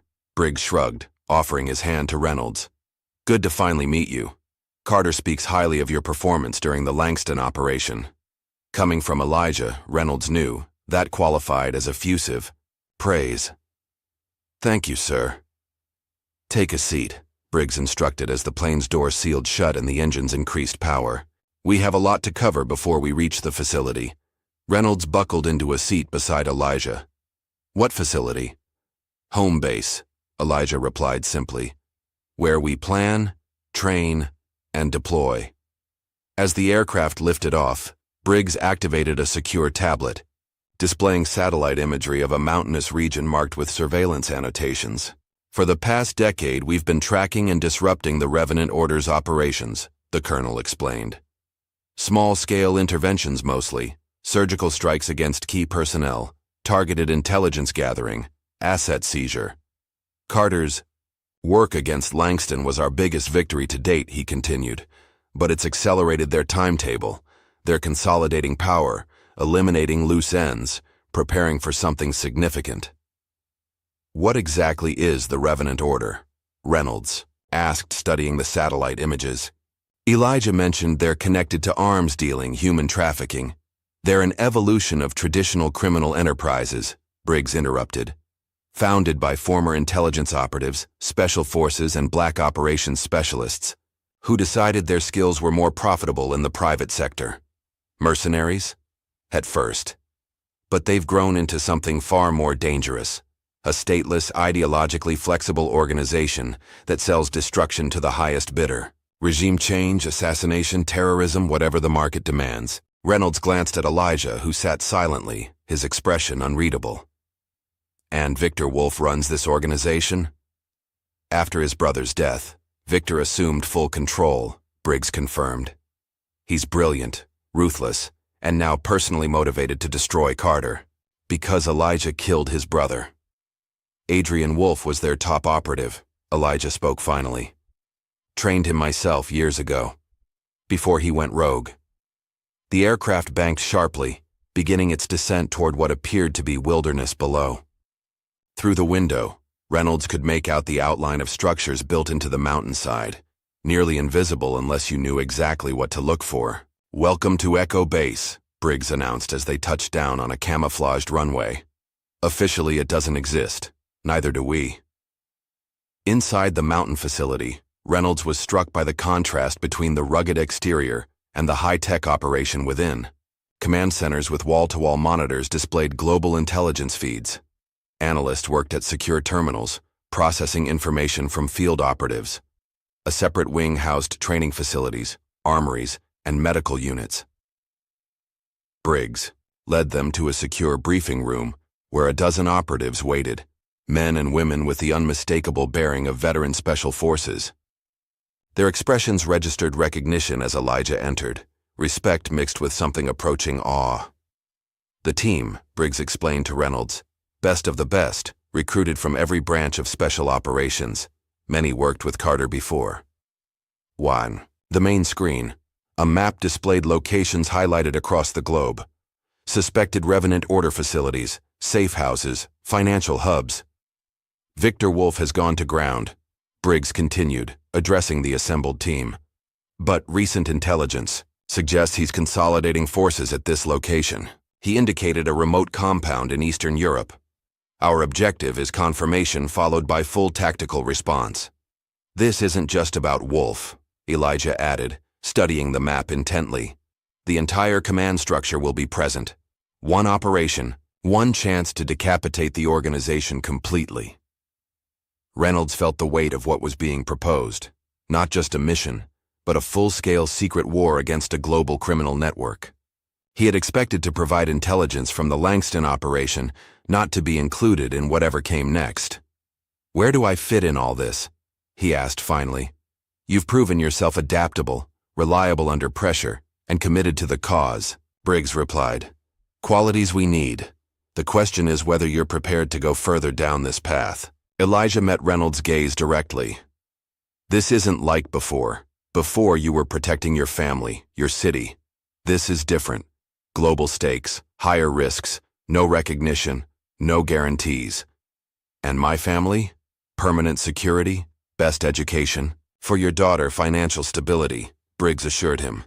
Whether you're with us or not, they'll be protected. That's non-negotiable. Reynolds considered this, thinking of Sarah and Emma, of the life they'd begun to build in their new identity. They were safe now, happy even. Could he risk that for another mission? Another fight? Then he thought of the children from Langston's, containers of Bishop's sacrifice, of all the lives still affected by the Revenant Order's operations. Some choices once made couldn't be unmade. I'm in, he said finally. All the way. Elijah nodded once, a gesture that conveyed both approval and acknowledgement of the weight of Reynolds' decision. Then gear up, Briggs ordered, activating the detailed mission brief on the main screen. Wheels up in 6 hours, we're taking the fight to them. As the team dispersed to prepare, Reynolds found himself standing beside Elijah at the tactical map, studying the approach vectors to Wolf's compound. You knew I'd say yes, Reynolds observed. I knew you'd make the right choice, Elijah corrected. Whatever that was. Is this personal for you? Because of Adrian Wolf? Elijah considered the question with his characteristic detachment. It's a mission, like any other. But something in his eyes, a cold intensity that hadn't been there before, told Reynolds otherwise. This wasn't just another operation. This was the culmination of years of hunting, the final confrontation with an enemy who had made things decidedly personal. We'll get him, Reynolds promised. Yes, Elijah agreed, checking the specialized sniper rifle prepared for him by the armory staff. We will. Outside the facility, night was falling over the mountains, stars emerging in the clear sky.